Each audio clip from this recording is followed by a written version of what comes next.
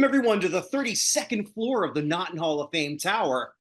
You can actually see that if you maybe fly over Seattle, there's this big beacon like Naughton Hall of Fame, Naughton Hall of Fame. No? Okay. I didn't believe it either. Naughton Hall of Fame Headquarters Incorporated. No.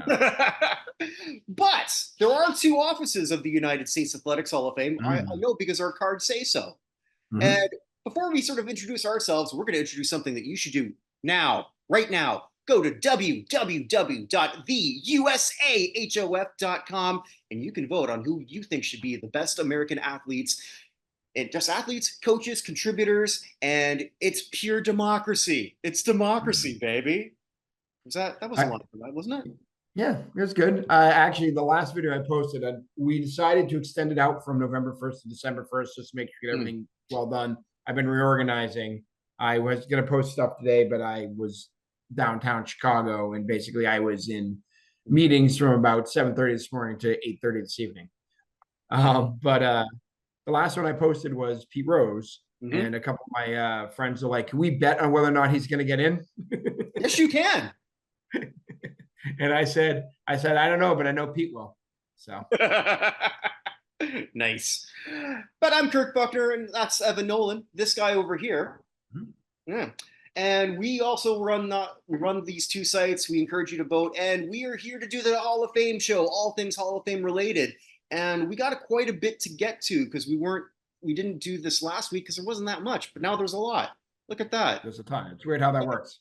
Yeah, exactly. By the way, but before we start, I'll give you a beer if you can tell me what this black thing is over my shoulder. What's a plaque? You see the top of it. This thing. Oh, Darth Vader? Oh, no. It is my daughter has gone from my tiny little daughter has gone from playing the flute to playing the tuba. We now have a house tuba. Yeah, so that's I guess maybe the safest beer bet you never lost, huh? Yeah, exactly. So anyway, all right, go ahead. Let's start with the you want to start with Derrick Rose? Yeah, I do, because that's a pretty big retirement that happened today.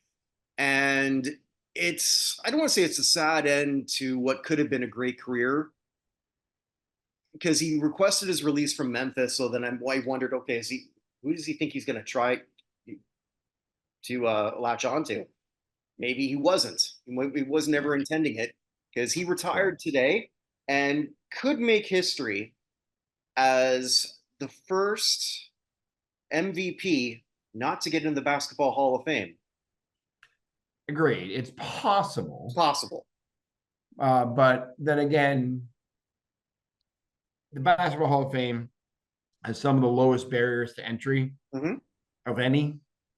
So, while I don't think he'll necessarily be a first or second ballot, there's going to come a time where they're going to have, a year like what's coming up, Dwayne Shinsis as their best other option, and Derrick Rose is probably get in. This year coming up is kind of bleak looking, right? Which was their problem for when they moved the thing forward a few years ago. Remember, they used to be 5 years, they moved it to 3. Well, they did it twice before because it was 6. It was 6 to 5, and then 6 to 5, and then they jumped it to 3 just to. Who was that? That was Shaq, Yao, and Iverson? Was it Shaq's year they did that? Well, it worked out that they all went in this together, didn't it? Maybe that's what it was. I don't know. I just was thinking because Kobe, Duncan, and Garnett were one of the classes. So right, but they changed before was in Yao's year. Yao and Iverson. Okay. I want to say that, and I said then, and I still believe that they clearly needed to pump some money in there and get some tickets sold. Yeah, there's no doubt in my mind on that one, and they're going to have a hard time maybe selling some premier tickets on this one for the one coming up. But Derrick Rose, we all know you're right. It was Shaq, Allen Iverson, and Yao. Okay, yeah, as well as Cumberland Posey, Zelmo Beatty, and Cheryl Swoops. So Swoops, I'm sure, might have drawn some people. And Tom Izzo, John McClendon, Daryl Garrettson, and Jerry Reinsdorf. Although I don't think Cheryl Swoops will want to attend Caitlin Clark's eventual induction. Jesus, that's another story for another It's time. a I whole don't. nother thing for another. We have too I much to go I've through kind first. of I went a lot on that stuff before, and I don't really feel like doing that again. Got it. But anyway, Derrick Rose, an interesting case. The youngest MVP of all time, Yep. uh, rookie of the year, and then he tore his ACL. And not all ACL tears are the same. Mm-mm. He was not the same guy afterwards. Not even close. No, not even close. A serviceable player still for a few Mhm. years after, but there's two people. Well, one person I compare him to right away in my head, and then another one based on an article I just read on ESPN. I forgot who it was who wrote it. You might be more familiar with the second. Well, definitely you would be. The first person, the obvious one, is Grant Hill, who Mm. had a same ailment, but his peak was a lot longer. And even though he Correct. didn't win an MVP, Well, I think Hill had the better peak. yeah, I mean, Grant Hill was on his third contract by the time he got injured. Yeah. And he was So, still able to play to 40, which is incredible in itself. right. So, I mean, I don't think it's wrong to say that people would have, not, well, I do. I have Grant Hill over Derrick Rose. Well, you also with the way this Hall of Fame works, you have the college stuff, and Grant Hill's college stuff at Mhm. Duke is significantly bigger than Derrick Rose's college stuff at Memphis. Right. Which really wasn't much of anything Right. that's going to get him over. Was he on a Team USA? I I don't, don't remember. yeah. I know Grant Hill picked a Team USA this last year, but Yeah. But the other person that he mentioned in comparison, because Derrick Rose only has three All Stars, the only person in the hall with less, although I think he might have missed one, is he was saying Bill Walton. I don't think Manu Ginobili's been to a lot either. it's possible. But he compared it to Walton, and Walton's a former MVP because he wanted to go. Oh, okay, he wanted to go with MVPs. That's why that was accurate. Sorry. So he's Hmm. the only other MVP to have less All Stars. No, that makes sense. Yeah. Okay. Yeah. So he used him as a comparison, somebody who also dealt with a shit ton of injuries, but he also sort of brought up the point that Walton did win. Mm-hmm. One in Portland. Walton has a championship Mhm. as the best player on a team, and then a secondary championship as a sixth man. Right. Rose doesn't have that. The best he has is the 2011 Eastern Conference Finals, and where he was by the standards that he set. That will work Yeah. against him too. Uh, I mean, like right now, if he was eligible, he'd be like, if on based on my not in Hall of Fame list, he might even be top five. But that could Mm-hmm. change like that. Mm-hmm. Agreed. Yeah. So it's interesting. I mean, it's nothing I have against Derrick Rose. The only thing that I ever got mad regarding Derrick Rose was when somebody, when he was a Knick, said it gave him an MVP vote. Yeah, that's It not wasn't his that long fault. ago. We were doing a show. Yeah, that's not Rose's fault either. No, He of can't course control not. over who picks. Yeah, yeah. No. So it's an interesting thing. Obviously, we wish him the best in his post playing career. And I don't know. I mean, if it was a different hall, if it was the standards of the football hall, no chance in hell. No. Even hockey hall, I don't think so. Yeah, no. So, but Agreed. either way, it was a good career that, and then luckily he was still able to play a lot longer than he probably should have. Mm-hmm. Yeah. That's So, true. thank you, Derek. Sticking with basketball, we've got a couple jersey retirements. Mm-hmm. One that should have happened maybe a while ago, but then I was reading some more about why it didn't, or a theory anyway. Vince Carter's number 15 is going to be retired by the Toronto Raptors, and Mm-hmm. you and I both said, "How the hell did the Nets do this first?" It Yeah. it felt wrong, and then I read something today, and then okay, then maybe that's sort of why this happened. Apparently there's somebody high up in the Raptors organization who believes that the first person that should have his number retired, and I see their point, is Kyle Lowry. Mm. You know, Lowry was sort of that engine that he rebuilt his whole career in Toronto as almost a cast off in Houston, where He arrived in Toronto as, well, we got to get rid of this malcontent. Well, that malcontent Mhm. became the heart of a team that won a championship. And I can Mhm. see why that thought might be in existence. I think that gets trumped once you put someone in the Basketball Hall of Fame and you basically forgave him because they did in Toronto, mostly Yeah. did, for his Yeah. past transgressions.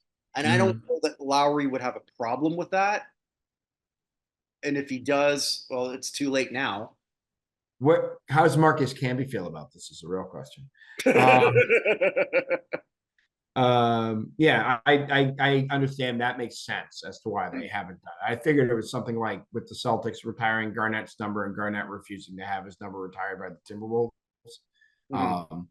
Because that's the reason Timberwolves I mean, the greatest player in the history of the franchise, at least for now, still is Kevin Garnett. And Garnett just is so mad at Taylor that he doesn't want anything to do with it yet. So Right. I figured there was something like that in the background going on, but I mean, the Lowry thing makes as much sense as any. That's a decent reason. I can see that. I mean, I think you and I are in the same position. We were joking about being middle of the road in some ways for a different project. But I think you Mm-hmm. and I sort of have that thing where it's awful when a team goes to like, okay, well, you were on our championship team, the only one we ever had. You were the seventh man, so let's retire your number. Mm-hmm. Portland. The Jim Luskatoff. Nah, that one is an interesting case because he was there and so Yeah, popular. he But was there for a long time. That is true. And to Luskatoff's credit, he's like, I'm not good enough. You can retire my name, but not my number. yeah, It's not as bad as the Miami Heat retiring Michael Jordan's number. So um, yeah. Eventually, I'm going to get a look at all of these things, but I think we did that at one point, like 5, 6 years ago, when we were doing like different podcasts. The yeah, worst yeah, we were retired just number. looking at it. Yeah, we did one where it was like, what's the worst retired number of everything? And I think mine was Yeah, like we retired the something of the mayor of the Hawks or something stupid. Mayor, yeah, there was one for that, and there are a few that were just like, or when the Wild I don't retired, understand. the Minnesota Wild retired the fan number before they played a game. Why do you? What if your fans Yeah, suck? that would be wild. But I see what you did there. Thank But you. either way, congrats to Vince. That'll be probably the only Raptors game I'm going to make an effort to watch on my NBA League Pass. They're not a good team this year, so No, they will not be. It will not be a good team. I think I still remember when I was in Winnipeg where Pascal Siakam just got a deal with McDonald's Canada, mhm. where I guess they're selling some kind of free, I don't know, like some milkshake or ice cream thing like off them. And then I'm driving, well, not driving because I didn't have a car, but I was taking the Uber and Mhm. passing the McDonald's the day after he's trade, and they still have come here and try the Siakam shake or whatever the hell, which is a little interesting. But yeah, congrats to Vince, and it's sort of the right time. I still wish kind of the Nets didn't jump the Waited. gun on that one, Yeah, but and it really wasn't that necessary. It's not like you won with them. true. But I mean, the Nets haven't really won much of anything, so. No, especially off seasons, even when they think they did. And the other one of significance, which I had to look up because Memphis until recent years weren't really worth paying attention to. Mhm. But they're retiring the number of Tony Allen, and I didn't realize this that he was a six-time All Defensive player with the Grizz. Mhm. Yeah. Yeah. Uh, it is a long. Uh, I mean, I thought they had done this a while ago. Am I originally like they announced it a while ago, and it took a long time to happen? Am I remembering that weirdly? But maybe it was speculated. They announced that it's happening this year. So Hold on, maybe unless I have they something duplicated them, else. yeah. I'm gonna look up retired numbers. Maybe I have something else in my head. All right, keep talking. Yeah. Well, I mean, I don't really have that much to say about Allen. I mean, like he wasn't one of those players that I feel should earn this honor. Maybe he's doing more in the community than I'm aware of, Hmm. not being a Memphisite. I mean, the only retired numbers for the Grizzlies are Allen, Marcus Gasol, and Zach Randolph. So Yeah, I guess they're still waiting for the Vancouver run of big country Reeves to really earn that. but they just retire Steve Francis just for the hell of it. Nice. No. But yeah, I mean, it's an interesting one. We'll see down the road how sort of Memphis progresses. One of those sort of teams I kind of cheer for, though I don't know why. Mm. They can retire Vince Carter's number. Yeah, I'm sure they could. So could Atlanta. So could Sacramento. Why the hell not? Trivia question for you: who are the only 3 Hall of Famers who've played for the Grizzlies? For the Grizzlies, okay, this will be Mhm. tough. Jesus. But there's an actual Hall of Famer who played for the Grizzlies. 3 Hall of Famers have played for the Grizzlies. And I just named one. Oh, Gasol. Yeah, sorry. So Well, Paul Gasol, but the other one who I just named, whose number they can retire, Vince Carter. So who's the third one who played for the Grizzlies? now I'm sounding pretty stupid. Can you give me a hint of some kind? We've also mentioned him this evening already. Shaq? Nope. Shaq didn't play for the Grizz. Iverson played for the Grizz? Allen Iverson played in 2009. He played for the Grizzlies. I don't even remember that. Yeah. So the Grizzlies originally planned to retire Allen's number in January 20th of 2022. However, the ceremony was postponed at Allen's request. Oh, okay. So you didn't misremember. No, I did not. I thought this had happened a while Look ago. at that. You didn't misremember that something from 2 years ago. I couldn't remember names we just talked about 10 minutes ago. And they apparently the Grizz have also announced that when Mike Conley Jr. retires, they're going to retire his number as well. I'm a huge fan of Mike Conley.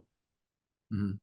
If Minnesota wins the whole thing at one point, that's the guy I would want to like. I'd be the most happy for. I didn't even realize all the individual awards that he won. Just like team, I think he's 2-time teammate of the year and 4-time sportsman of the year, sportsmanship person, player of the year. Yeah, he and actually was it teammate of the year last year. Drew Holiday, because I feel like he's Yeah. He didn't. Conley didn't win it last year because Conley won it uh, in the year he was traded to Minnesota. Oh, okay. Yeah, because Drew Holiday, I'm pretty sure, won it last year. So. I think you're right. Yeah, but I mean, it's just like one of those two-time Olympic gold medalist, Drew Holiday, 2-time NBA champion, 2-time Olympic gold medalist. I think Drew Holiday is a Hall of Famer when he retires. I think he's made a strong case after 30, which does not happen. Does not happen very often. No, so, I mean, it can happen. The Celtics seem to be real mad this year, too, with everything that happened in the offseason. So I give them as good a chance as any of defending their title because there's that whole complacency thing does not appear to be setting in. So, well, especially if you're the best player and you got kind of snubbed in the Olympics, you got some shit to prove. And the second best player definitely got snubbed in the Olympics when he didn't even get picked. So Jason Tatum is the most snubbed. He should just change his name to Snub. That's it. Just one snub. So anyway, all right. So let's back to this. Congratulations to Tony Allen and to Vince Carter. Yeah.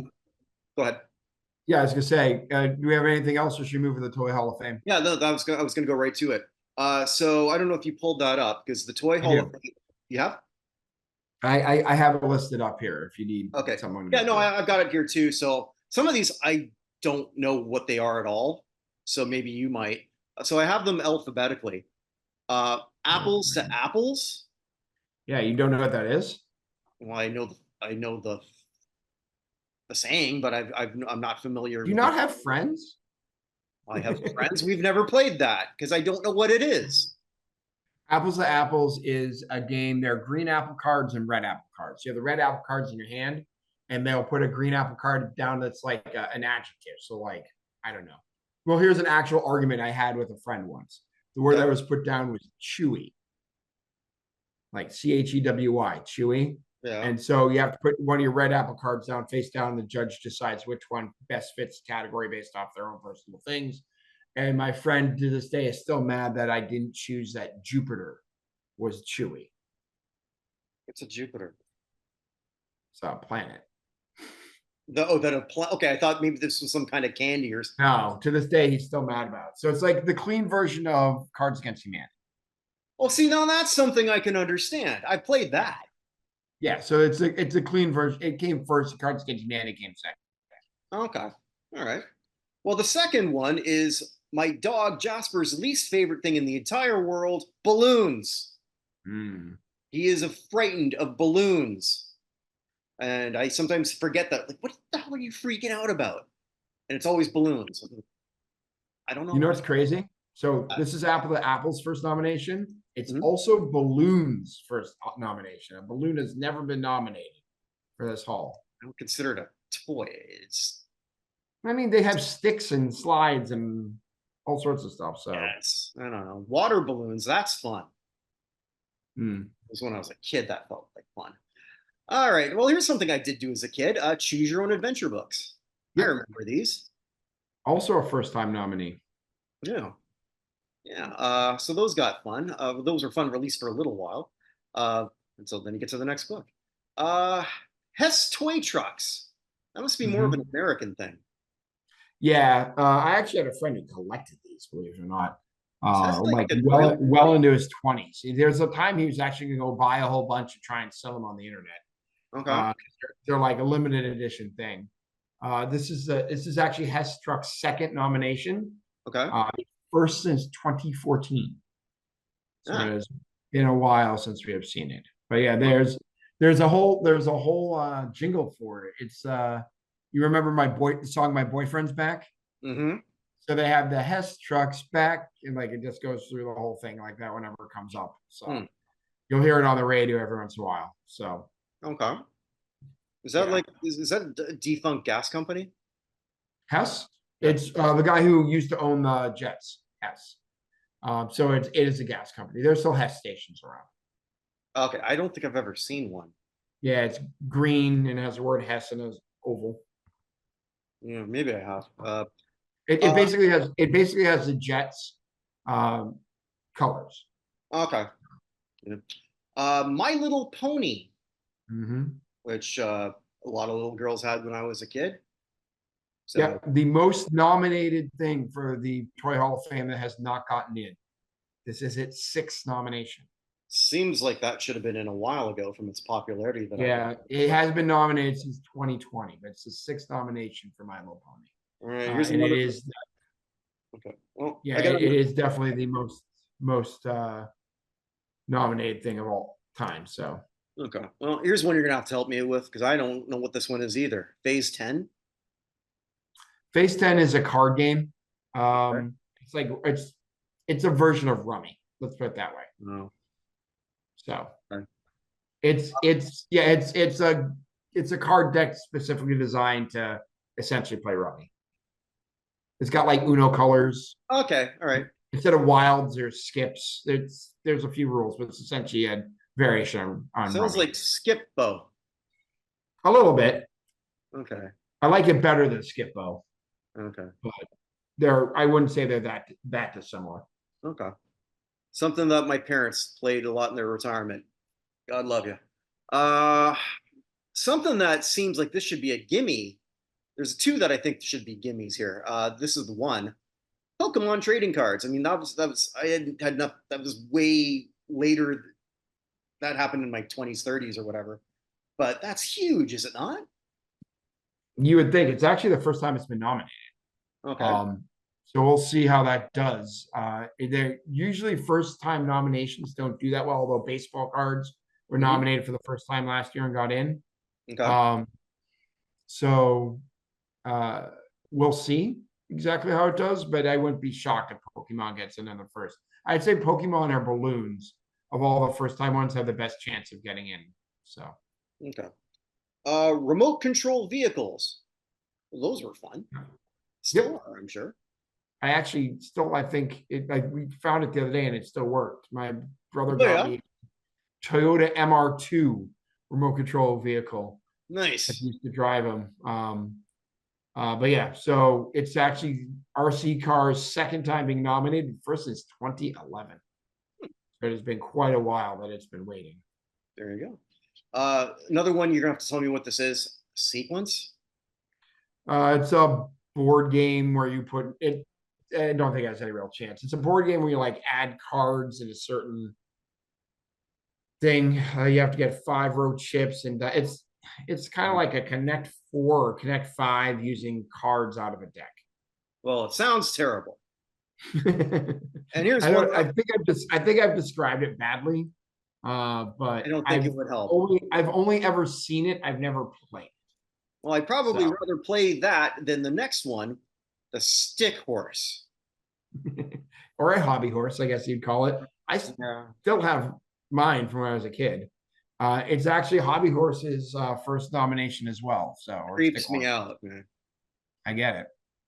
I think there's some kind of like hobby horse championships now where people actually pretend to do that. Wouldn't surprise me. I mean, there's a Quidditch championship, so There's what a championship? Quidditch, What's that?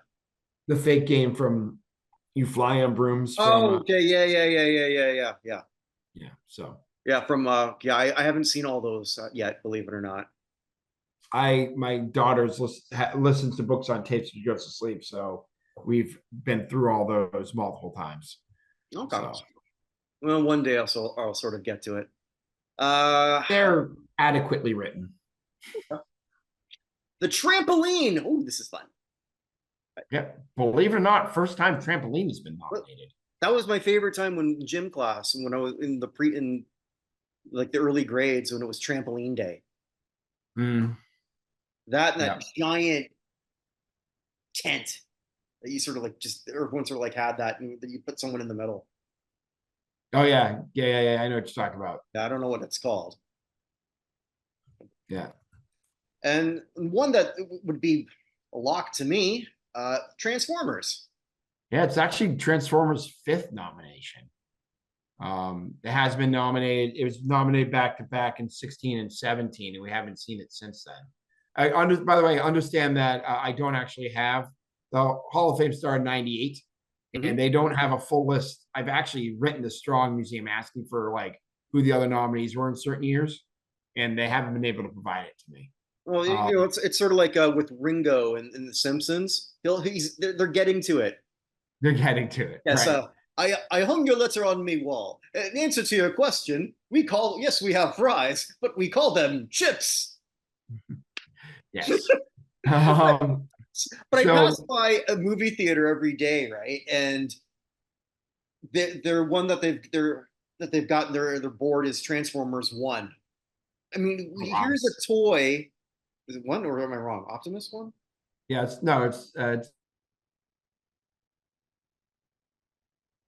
Transformers one. Yeah, Oh, okay. Yeah, it's the prequel one. Yeah, sounds pretty goddamn successful to me, but what do I know? yeah. So so the My Little Pony. This is the first time anything's been nominated 6 times. Mhm. Transformers would get their fifth nomination. 5 tends to be a magic number for Okay. people getting in. So Cabbage Patch Kids, Light Bright, Master of the Universe, Magic 8 Ball, pretty much the Fisher Price Little People, Rubik's Cube, Hot Wheels, pretty much anyone who gets to 5, with the exception of My Little Pony has gotten in. So it's a good sign for both Transformers and My Little Pony for this vote. Okay. So Well, the big news from the Hall of Fame, it's sort of double in a way. Uh, the preliminary nominees are out for the Pro Football Hall, but they're adding another wrinkle this time. They're going to pare this down to 50 through, I guess, a blue ribbon committee or screening committee, they call it, which is interesting.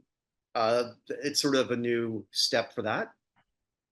Thoughts on that but change? I mean, I'm just glad to hear that Jake Delhomme is still on the list, because if we don't have Jake Delhomme, is it even a preliminary list? Jake Delhomme is on this list every single year, and Drew Bledsoe can't get on here. Not that I'm saying Drew Bledsoe deserves to be the Pro Football Hall of Fame, but if you compare those two careers, there's no question what quarterback you would take. Yeah. So the Blue Ribbon Committee is interesting. I know they cut it before down to 25 and then 25 to 15 and everything. Our Blue Ribbon Committee that we have in the background just did some of this as well. Yep. Um, Well, we're going to do a show about that probably live either before the 5th or after the 12th. Mhm. We're just waiting for our guru on this, Jack Silverstein. And That is now I'm true. pronouncing his name correctly, which is sort of good. I'm gonna have to say to him, it's like, because I just want to say Jack Silverstein because it sounds like, because he's a Chicago guy like you, Jack Silverstein in the A Train band, but Jack Silverstein and the orchestra. I don't know. I It's know. But good. it's interesting, this whole list, who's here.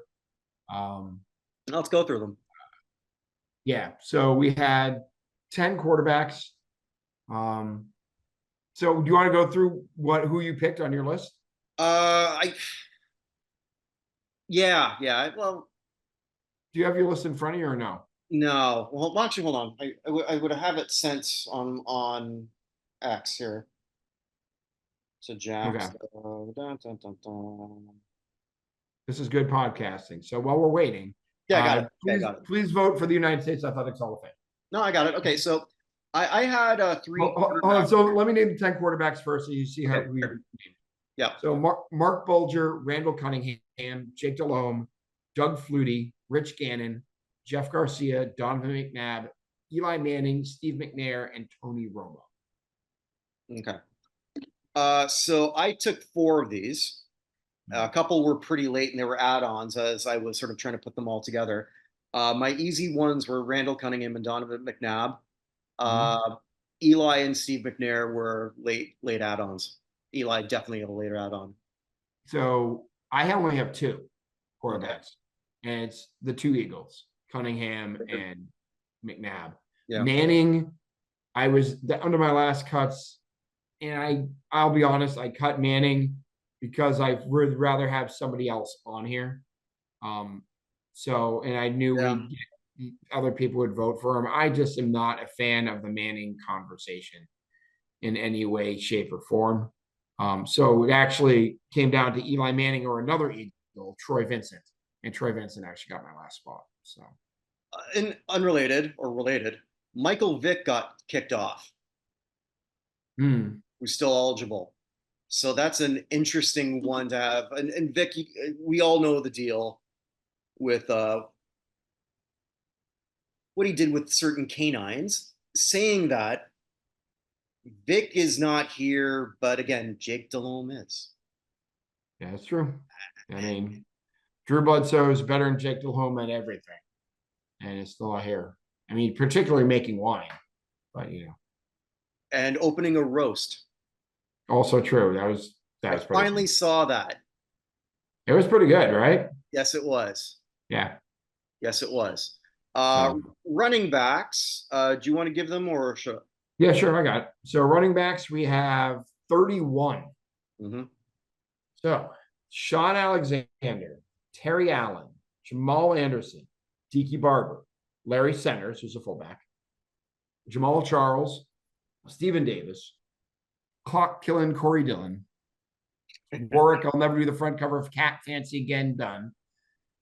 Charlie Garner, Eddie George, Priest Holmes, Steven Jackson, Chris Johnson, Thomas Jones, John Kuhn, who's a fullback, Vontae Leach, Dorsey Levens, who was built like a fullback, Jamal Lewis, Marshawn Lynch, Eric Metcalf, who also listed as a wide receiver slash punt returner slash kick returner. Mm-hmm. Glenn Milburn is also listed as a wide receiver and is by far the worst person on this entire list. Loved him in a different world. Well, that's Glenn Lorenzo, Sherman. Damn it. Lorenzo Neal's a fullback. Clinton Portis, Tony Richardson, fullback. Robert Smith, Darren Sproles, also listed as a punt returner, kick returner. Fred Taylor, who was a finalist last year, that none of us understand. Chris Warren, Ricky Waters, and Ricky Williams. Okay. So how many did you end up? All right. So I took Sean Alexander. No surprise there, I'm sure for you. Tiki, Mm-hmm. Priest Holmes, Marshawn, uh, Ricky Waters. Well, that's it. Okay. I took 5. Mm-hmm. Sean Alexander, Marshawn Lynch, Lorenzo Neal, who I think is the best fullback by far on this list. Mm-hmm. Darren Sproles, which was a little bit of a stretch for me, No, I get but it. just the impact he had as a receiver. Honestly, someone who doesn't get enough love on this whole thing, he's on the senior list, is Larry Centers, who was kind of the prototypical third down back. Darren Sproles, I think, is the best third down back who's ever existed, which is why I had him here. No, that's And right. Ricky Waters. So Alexander, Lynch, Neal, Sproles, and Waters. I had 5. So kicked off of from last year, one I thought was really interesting, and maybe I'm the only one who seems to give love to him in our group, only because I hated watching him play and kick our ass, and that's Mike Allstott. Mm. So he's not here. 6 Pro Bowls. I always listed as a fullback, more of a running back, the way he sort of was. He could be both. But I mean, he was a fullback because Warrick Dunn was there and he led for Warrick Dunn, but he was a running back too. He's just So I don't quite understand how he falls off when some of these other people stay. Yeah, the whole system doesn't make any sense to me. Like literally every year I make the joke, Jake Delhomme's here and Drew Bledsoe isn't. And I don't understand how that works. Again, Drew Bledsoe's not a Hall of Famer. I'm not saying that. He's just significantly better than Jake Delhomme. Well, even when another person in our group, I put out a tweet like, I don't understand how Allstott fell off, and then he said, well, because they finally watched him play. It's like, well, I'm not saying that because I'm necessarily pounding the pavement for Mike Allstott. I just don't know how he's off when some of these others are in or here. Yeah, That's I mean, like, yeah. Well, again, also, yeah. Glenn Milburn is here. I don't get it. So, Also removed Michael Bates, Amon Green, Daryl Johnson, but that's because he moved to the senior pool, and Brian Westbrook. oh, Westbrook's interesting. Yeah, I thought so too. But okay, so wide receivers, we had 21. Anquan Bolden, Donald Driver, Antonio Freeman, Irving Fryer, Torrey Holt, who was a finalist last year and has been multiple times now, Joe Horn, Chad Johnson or Chad Ochocinco, if you're nasty, Brandon Marshall, Derek Mason, Herman Moore, Yasheen Muhammad, Jordy Nelson, Andre Rison, Todd Smith, Steve Demarius Thomas, Hines Ward, Reggie Wayne, who again was a finalist last year, has been multiple times, Wes Welker, and Roddy White. mm-hmm. So 21. Yeah, down from 23 from last year. So I took Anquan Bolden, Irving Fryer, Torrey Holt, 3 Smiths, Jimmy Rod and Steve. Hines Ward, sorry. It doesn't matter. It's not like looks like he's not getting through our tier anyway. And Reggie Wayne. Yeah, I only took 5 again. I was real stingy on the I didn't mean to be, but I was real stingy on the glamour positions, I guess. So I had Bolden, Holt, Jimmy Smith, Steve Smith, and Reggie Wayne. I will say that 3 of my last 10 cuts were Rod Smith, Brandon Marshall, and Hines Ward were among my last 10 cuts I made overall. Steve McNair was one of my last 10 cuts along with Eli Manning. And then for the running backs, a lot were running backs, actually. Tiki Barber, Fred Taylor, who I still don't understand how was a finalist, Warrick Dunn, and Corey Dillon. So the only one I haven't named my last 10 was Aqib Talib. But pretty much everyone else was on offense at that point. Yeah, I didn't know that. I don't think I had a last 10 out so much as I had a few people out as I was sort of rejiggering everything as I was putting them through. One of my last bets was Marshall. Yeah, I went from 157, I cut to 140, 120, 190, 80, 70, 60, 50. So that's how I do this when it happens. So I know the order that I do stuff. So yeah, I was doing it differently. I was looking at each one and then I said put my sure things and then saw how many I had and then just went for my second tier, then my third tier. And I think when it ended, I had like 55 or so. And then just cut. Yeah. That makes sense. All right. All right, tight ends. Oh, sorry, wide receivers we lost. Sorry. Yeah. Unlike when we talk about others we lost, these people are still alive. Troy Brown, Dante Hall, and 2 people who were inducted in Hester and Johnson. Troy Brown. They should have moved him to the defensive backs. Another Troy Brown is and Julian Edelman, Patriots Hall of Famers, not going to make the actual Hall of Fame. All right, tight ends. We had 6 somehow. Ben Coates, Vernon Davis, Antonio Gates, who was a finalist last year, and many people expect to get in. Jeremy Shocker, Delaney Walker, who was the first time on the ballot, and the ever-present, for some reason, Wesley Walls is here. Walls I was feel like good. Walls was a he was lot good. better than some of these other players we already talked about. I guess that's true, but they're just other tight ends I think of, like Jay Reamersma and a few others who I think I'd rather have than Wesley Walls. But anyway, Interesting. Okay, I guess I must have an NFC South bias. I think. it's possible. I mean, Wesley Walls was fine. Yeah. He was a perfectly cromulent receiver. Although I'm against Jake Delhomme, so maybe not, huh? Yeah. Well, John Casey's also here, and he deserves the less than Delhomme. So anyway, so I only had two. Oh, I'm sure we had the same too. Yeah. I, Coates and Gates. Yeah, I mean that was easy. There was some of the easiest cuts were Coates and Gates. Yeah, and for everyone's like Ben Coates is the second team tight end on the all 90s team, and just go watch his highlights. That dude was a freaking beast. Absolutely. And it's not his fault that the first team is Tony Gonzalez. What are you gonna do? Yeah. Nobody left that group. Yeah. So yeah. And two got added: Vernon Davis and Delaney Walker, their first year. Yeah. So far, our first year: Eli Manning, Walker. Who else? Marshawn, Darren Sproles, Demarius Thomas, the late Demarius Thomas, Vernon Davis, Delaney Walker, the ones so far. All right, offensive lineman. All right. 26. So Willie Anderson was a finalist last year. We massively underrated Bruce Armstrong, Matt Burke, Lomas Brown, Reuben Brown, Jari Evans, who was a finalist for the first time last year, Travis Frederick, who I completely overrated until I went and looked at him. He stayed on my list way longer than he should have. Jordan Gross, Ryan Khalil, Lincoln Kennedy, who said he would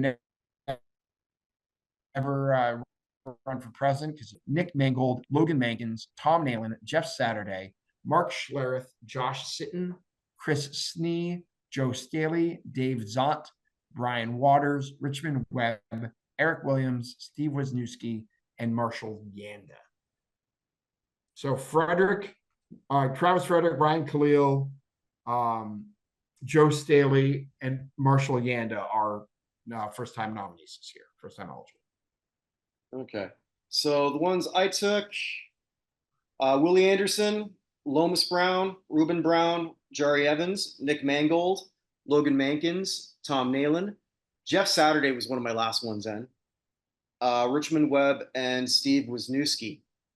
I took 10. I took Willie Anderson, Lomas Brown, Jari Evans, Logan Mankins, Tom Nalen, Jeff Saturday, Joe Staley, Richard Webb, Steve Wisniewski, and Marshall Yanda, who is I think yeah, I don't have Yanda. You didn't have. Oh, sorry, I did take Yanda. Okay, that makes more sense, because I feel like Yanda has a legitimate shot. Yeah. Of even unseating Jari Evans on the list. The way I sent it, I put it in an Excel sheet, and then I send it to. I just copy and send it. I sent it to Jack, and it just sort of comes off as not gibberish. Got it. All right, so who fell off that list? Not too many. Nate Newton aged out. Yeah. Kevin Glover was not there. Max Unger, Mark. Well, Kevin Glover aged out too. Oh, did he? Okay. He's on senior list. Okay. Well, then those two, then Stepnoski and Max Unger. And Unger is not a Hall of Famer. No. So, okay. I actually voted for Nate Newton on the other side. So, defensive lineman 18. Nobody knew from this list. No first-time nominees. So John Abraham, who's criminally underrated. And again, he was a Jet. I'm saying this as a Patriots fan. John Abraham is criminally underrated. Jared Allen, who is a perennial finalist. Leroy Glover, Casey Hampton, Robert Mathis, Chester McLaughlin, Haloti Nada, Simeon Rice, Clyde Simmons, Neil Smith, Henry Thomas, not the guy who was friends with E.T., Justin Tuck, Ted Washington, a man described as once having a butt so big he could display a movie on it. Ted Washington, Vince Wilfork, Jamal Williams, Kevin Williams, and Pat Williams. Okay. I only voted for one Williams. I guess which one? Yeah, you'd be correct, and I know like the same thing applies for you. John Abraham is who I picked. Jared Allen, Robert Mathis, Willie McGinnis, Haloti Nagata, Neil Smith, who I'm huge on. If someone, I can't believe he's never been a semifinalist. It's yeah. Yep. Vince Well, yeah, Wilfork. I mean, they do a real bad job with defensive lines. Neither he nor Kevin Williams have been in Yeah, semifinals. and Vince and Kevin Williams are my last. Yes, you and I are very similar. I have 8: John Abraham, Jared Allen, because I'm required to by law. Leroy Glover, Haloti Nada, Simeon Rice, Neil Smith, Vince Wilfork, and Kevin Williams. Okay. So, Those out, Freeney, who was inducted, Leslie O'Neill, who aged out, Julius Peppers inducted. So really just 2. Uh, Justin Smith, who is better than a lot of these people, and Dana Stubblefield. oh, Dan Stubblefield. Interesting. Mm. He's not a Hall of Famer. I don't feel bad about that. So No, well, Justin Smith though is like one of those for me, like all-star. Like I don't know that I have him at the Hall of Fame, but I he's got better a than lot of these other guys. that's true. All right, linebackers. We have 2 first-time nominees here. There are 20 overall. Jesse Armstead, Brendan Iambadejo, Cornelius Bennett, Lance Briggs, Keith Brooking, Navarro Bowman, Teddy Bruschi, Donnie Edwards, James Ferrier, London Fletcher, James Harrison, Luke Keechley, who's his first time on the ballot, and probably, I think, the best chance of being a first-time nominee of anybody. Yeah. Willie McGinnis, Ken Norton Jr., Julian Peterson, my second least favorite athlete of all time in football, Bill Romanowski, Takeo Spikes, Terrell Suggs, who's a first-time eligible, Mike Vrabel, and Lee Woodall. Okay. So yeah, I realized what I put McGinnis in the wrong category, but either way, because I did select him, but that's not. He's listed as linebackers, also defensive. Yeah, it's probably what. Anyway, so I've got Cornelius Bennett, Lance Briggs, London Fletcher, James Harrison, Luke Kuechly, Terrell Suggs. Yeah, so I have the exact same one except that McGinnis down here. We have the exact same linebacker core.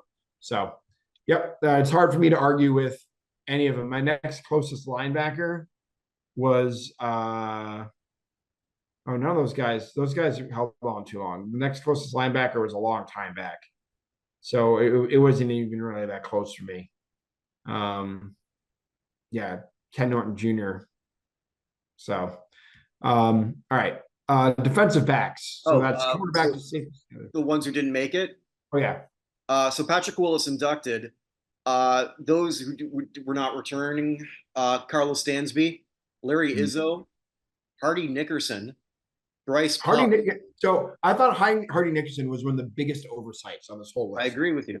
Hardy Nickerson was a significant. No offense to Brendan Iambadejo, every GM would have taken Hardy Nickerson over Brendan Iambadejo. Absolutely, everyone. Well, another one is Joey Porter. Joey Porter is another one who I hated as a player, but definitely better than several of these people. And Al Wilson. So yeah, I mean, Al Wilson was a hell of a player too. Yeah, but it's kind of curious that the only new one that they added, except for those who were on their first ballot, was Romanowski because he wasn't there last year. Yeah, and well, we don't really need him. So defensive backs. This is corners and safeties together, except a couple were listed as just defensive back, which I think why they did it that way. Eric Allen, who was a finalist for the first time last year. Eric Berry, Antoine Bethea, Dre Bly, Cam Chancellor, Nick Collins, Antonio Cromartie. Oh, by the way, Bethea was his first time eligible. D'Angelo Hall, Rodney Harrison, who was a finalist for the first time last year. NFL Man of the Year, Eugene Robinson. Maury Rowe. That's funny because he won that award and the next day got caught with a prostitute for those. No, I know. That's why it's funny. Yeah. It's just for in case people who are too young to remember. Yeah, but it's not cheating if you pay for it. I suppose that's true.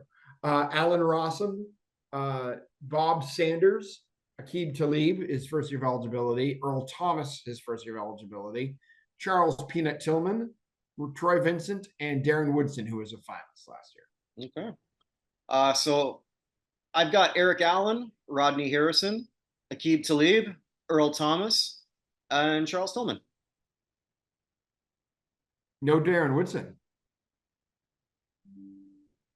Oh, I no, I thought I did, but I guess not. Interesting. All right, so I had Eric That might Allen. have been an oversight on my part. Okay. I had Eric Allen, Eric Berry, just barely over Akeem Talib. That was a coin flip for me, Mm, basically. yeah. Rodney Harrison, the criminally, again, I'm a Patriots fan, the criminally underrated Bob Sanders.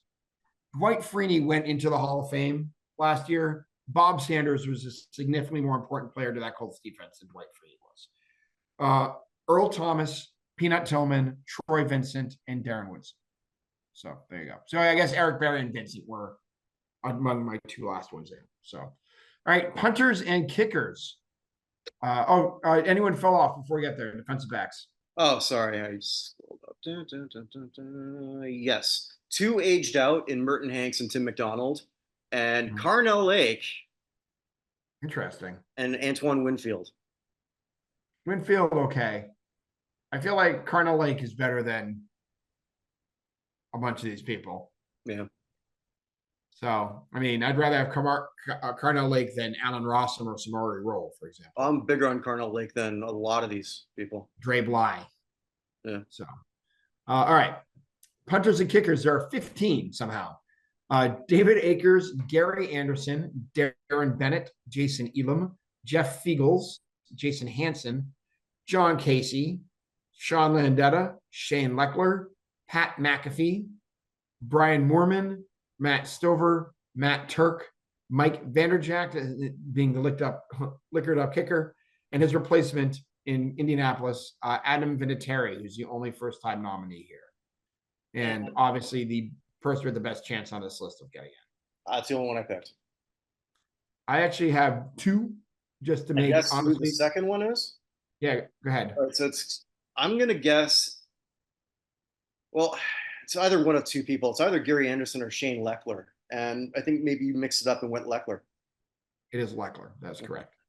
I have Vinatieri. I figured I was going to do one kicker, but Leckler, by pretty much any measure, is the greatest punter in the history of the NFL. Mm-hmm. And if you're the best at your position, I just feel you need at least to be in the preliminary list. Whether or not another punter gets in after a guy, that's a whole thing. But Leckler is the only person. No, it's a fair statement. Obviously, I didn't go that way.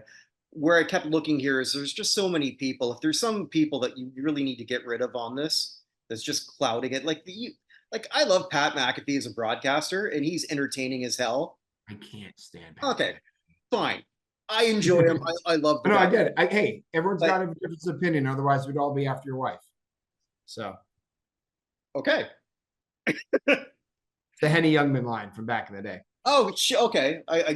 You'd think I'd know that. Take my wife, please. Take my wife everywhere, but she finds her way back.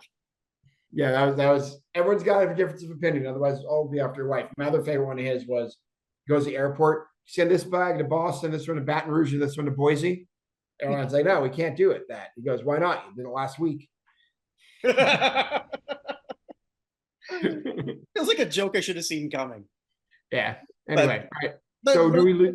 McAfee's one of those guys here. He's not getting in. No. Brian Moorman's not getting in.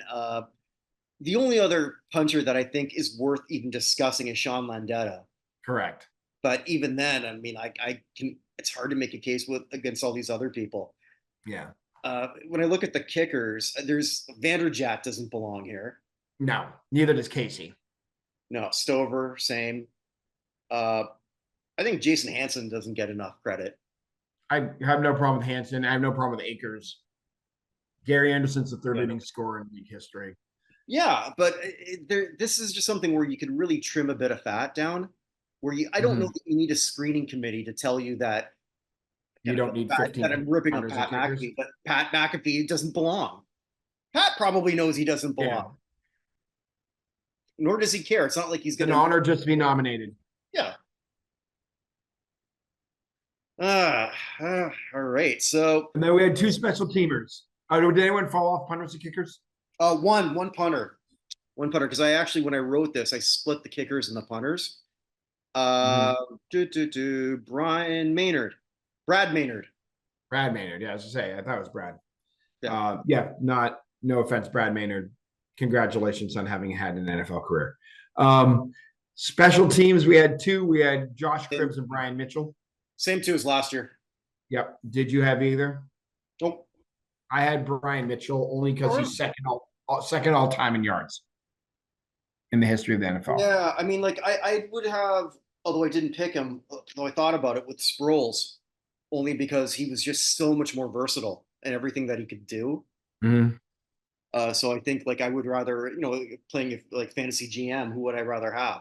No, I agree with you, but I just think, I mean, yards isn't something we necessarily think of it, but when it's Jerry Rice and then you, and in the history books, it casts count for something. So I felt like at least in the top 50, having one kick returner is not the worst thing. So Brian Mitchell is Okay, my choice. well, that's fair. So yeah, we're gonna have a live show with the Not in Hall of Fame crew soon. I don't know when exactly yet, but once we know, we'll certainly let everyone know, and you can sort of like watch along with Mhm. us and debate us and tell us why we're stupid or why we're geniuses. Whichever you like, there's no wrong answer on this. But You stupid geniuses. well, I mean, I got another hate letter about my Beachcombers episode from 3 years ago. It's like, really? I How dare you try to so you're here to try to police what I watch on TV? No, I'm not. How dare you have an opinion different from mine? I can't believe out of all the things that I've sort of produced, this is my biggest hate. Is being a Canadian who thinks that our most longest running show was shit. I just kind of feel like, you know, the line from "I Can't Get No Satisfaction" by the Rolling Stones. It goes That's that very he can't be a man because he doesn't smoke the same cigarettes as me. yeah, I just kind of feel like we're in like that society. If yeah. someone doesn't agree with me 100%, then they clearly have no value. Well, the funny thing is too, and because Ted sees all the comments, right? So like we actually sort of like joke a bit about that. But we did actually get a comment from one of the actors on the show Really? who played the cop. I don't think I was very nice about his character too, but he wasn't really mean. Mm. I forget what he said. Something like, well, I'm glad you sort of like took time to watch it, or but we had fun. But his, Cool. his his role was basically being a doofus cop. In the words of James Blunt, you may hate my song, but it put my kids through school. So Or Jaws 3 or Jaws 2 or whichever one Michael Caine was in. I've never seen the movie, but I've seen the house that I bought and it's beautiful. yeah, I love Jaws 2 and Jaws 3 because they show how the American political process works. Because the same mayor is in charge for all three movies. I didn't even remember that. I haven't seen Like they those have the movies first since mayor I and they was a cover everything teen. up, and Jaws 2 happens and he's still the mayor. Uh, well, what are you telling me? The politics is corrupt? What the hell? I'm saying, yeah, local politics is hard to get through. Anyway, all right, so we finished that. Anything you want to go over? No, I think that, I mean, in terms of this, no, I mean, I think it's a long process to get through. At least they're transparent with it because we Mm, rag on a lot of lack of transparency from others. I mean, mm, basketball is weird. They're super transparent with all their preliminaries, but we got no idea where they come up with anything. correct. One other thing that did come up that I saw, I don't know if we want to talk about this really quick. The Rock Hall today announced their performers and presenters list, but they didn't say who's doing what. In Yeah, typical Rock Hall fashion, do we even want to bother with that? let's wait till we know who's doing what, Yeah, I agree. I agree. rather than spend time speculating as to who Well, this person's one of the approaching. people listed is Julia Roberts, so I can't wait to see her play guitar. The hills are alive. Yeah. So anyway, all right. So we're through that. Do you have elevators? Uh, Puffy is the elevator yeah, I to mean, because the I was hell. going to try and save some for the big thing, but yeah, I mean, but I'm going to be doing the big elevator show with Chris Meridian, and I'm going to be doing a deep dive on everyone what who's going to be affected by being at Diddy parties. But let me throw this out at you, because since we're I was here, not at a Diddy party. I've never been. So I know I would have saw you there. Well Okay, played. I too was not at any of these parties, and I'm pretty much happy that that was the case. But long story short, there's a lot of very famous people who knew a lot of shit going down for a long time. And Mhm. if what gets out, we don't know. We don't know what Diddy's going to sing. Probably he's not, because it's. I would imagine if you're the FBI, this is just. I love my good conspiracy theories here and there, but if I'm them, I sort of like want to keep that info to myself so I can use these people for other things. I get it. I will say the one person I think is going to come out better from this whole thing, and I think already has, is Bieber. I agree with you. Okay, well then you know what? I'm going to give you a sort of uh, Here's great. like a flash forward of what I'm going to talk about. And my asshole of the day, and someone who's coming to Seattle to play. I said, I'm not going to see this guy. My wife wanted to see him, and that's Usher, Mm, because Usher was allegedly pretty much raped by Diddy and groomed by Diddy, mm, allegedly. But it's a lot of the people saying the same things. A lot of the people saying a lot of the stuff that did turn out to be true. mm. Now, who discovered Bieber? Oh, sure. Who'd he bring him to? Yeah, I know. Yep. So if I've got a big fuck you for anybody, it's you, Usher Raymond. Well, the biggest fuck you has to go to Diddy, but outside of that, I think that was already a given. yeah, get it. Yeah. Yeah. Yeah. Who was it who was on today? 50 Cent. 50 Cent. Oh. He's like, dude, I've been telling you guys this for years. I have Mhm. never gone to anything Diddy. You guys have all told me I've been crazy. I've been telling you this for years. And 50 Cent's like all going off today. Yeah, another one who was sort of like saying that at one of his recent concerts, and I ain't never been to no Diddy party, was Ice Cube. And I'm Yeah. proud to say that the two hip hop concerts I went to last year with my lovely wife in Winnipeg, it was only two, and it was 50 Cent And Ice and Cube. Ice Cube. I'm kind of Fantastic. proud of that right now. Oh, well, Yeah. another person who's attached to all these freak out parties was LeBron. What the hell does he know? That he needs to come up with a better stance on China. No, I mean, uh, You know, yeah, I never want to hear a moral thing out of his mouth ever again. yeah, it's not good. Kevin So Hart's another one. Although I did go see Kevin Hart in Winnipeg. So does that two to one? I don't know. I know he comes up just a little short. Um, sorry. Yeah, I mean, it's going to be interesting when we have this whole fallout because we didn't really have as much a fallout of Epstein Island as I would have thought. Well, But as much as we hoped for. yeah, well, I mean, everything came out and the people who've been calling for it saw that Trump was on the list and then nobody cared. It was weird. Well, I mean, you got to figure bills on that. But I mean, either way, that's a list that should come out. And because it's a lot of powerful people, it didn't. It's a Mhm. lot more different if it's powerful people in other industries that don't affect you politically. Yeah. Yeah. Although there are a lot of pictures of Trump with Diddy as well. So A lot of pictures of Obama with Diddy too. Oh, that's also true. Diddy also went to the DNC. Not the Oh, last one. true. So So I don't know. I mean, We'll see. yeah, I mean, there's a lot of people who, well, more than others. Uh, I was watching a Club Shay Shay with Marlon Wayans, who said, I mean, I've been to some of those parties, but I left early, so I don't know what, I must have been at the wrong party. Mm. But Khloe Kardashian also came out and talked about her relationship with it as well. She was like 14. She's at those things.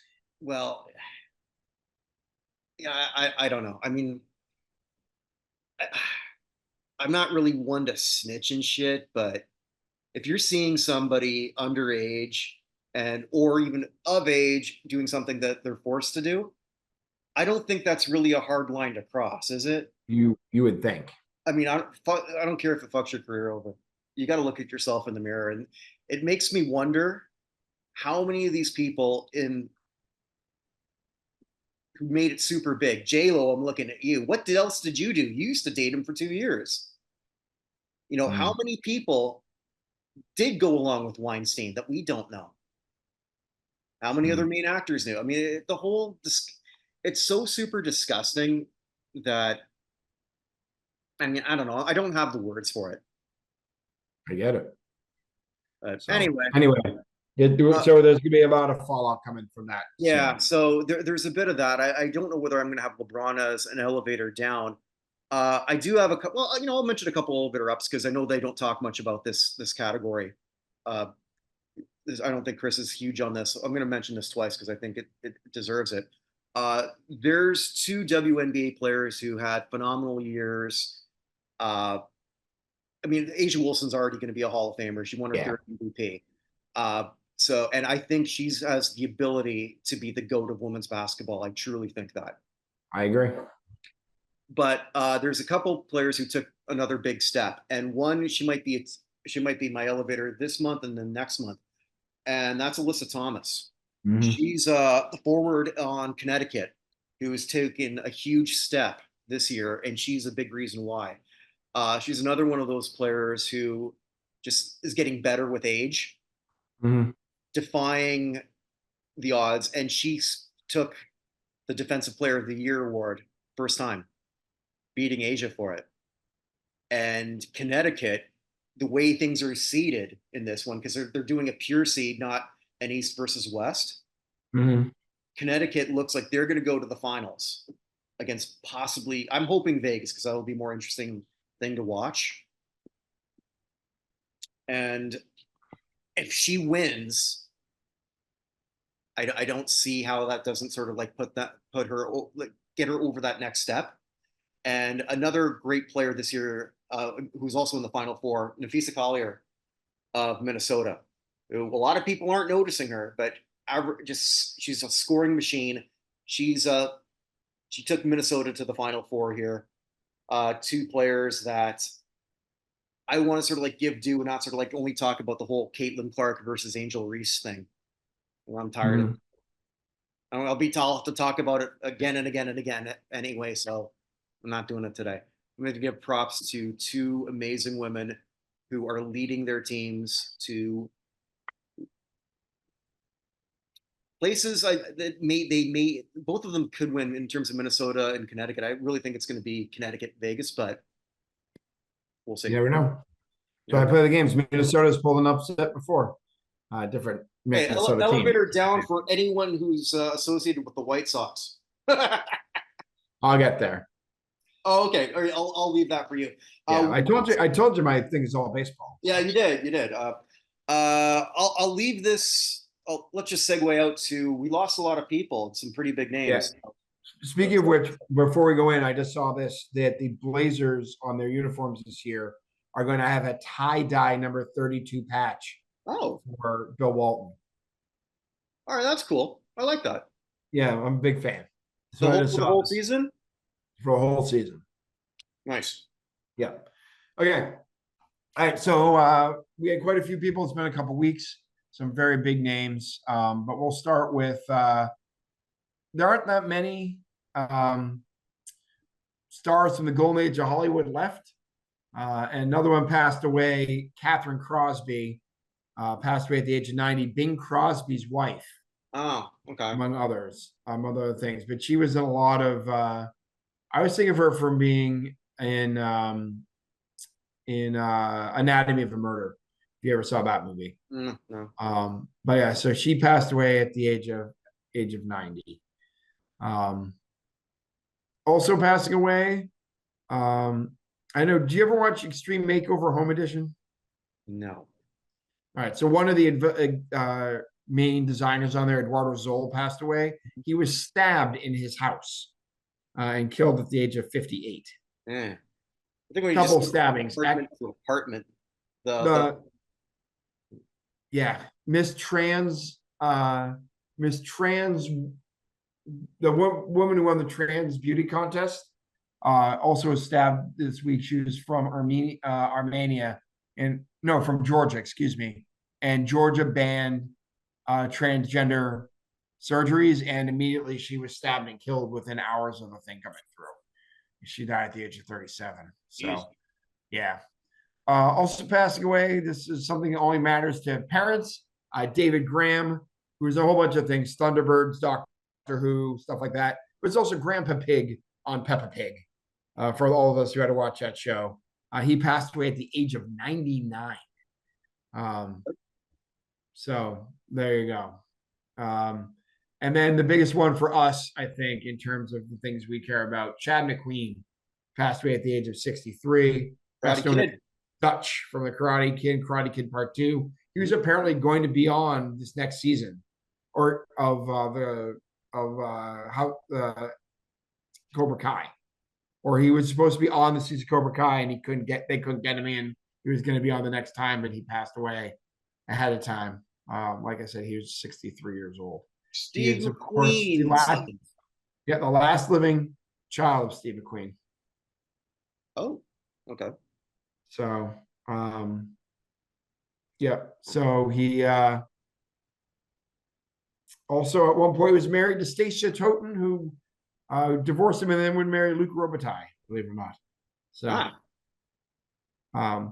but yeah, and their son, Stacey Toten's son, Steve McQueen, as was on the Vampire Diaries and is I think currently on Chicago Fire. So just looked like all those McQueen men just look tough. Just got a rugged look to them. From basketball, I only have one, and it's Al McCoy, the play-by-play announcer for the Phoenix Suns for 51 years. He's the longest tenured broadcaster in NBA history. So the last four announcers, Chick Hearn, Hot Rod Hundley, Kevin Calabro, and Al McCoy, were the last four who were simulcast on both television and radio before that was ended back in 2000. But I have some Suns fans in my life, and they were incredibly, incredibly sad. This is basically the voice of that franchise. So he passed away at the age of 91. All right. By the way, the Beige Mistress was quiet this last okay. Good. We lost a couple Olympians. Steve Gregg, silver medalist in the butterfly at the 76 games in Montreal. He actually won 4 silvers in his career. He just kept winning silver in the 200-meter butterfly.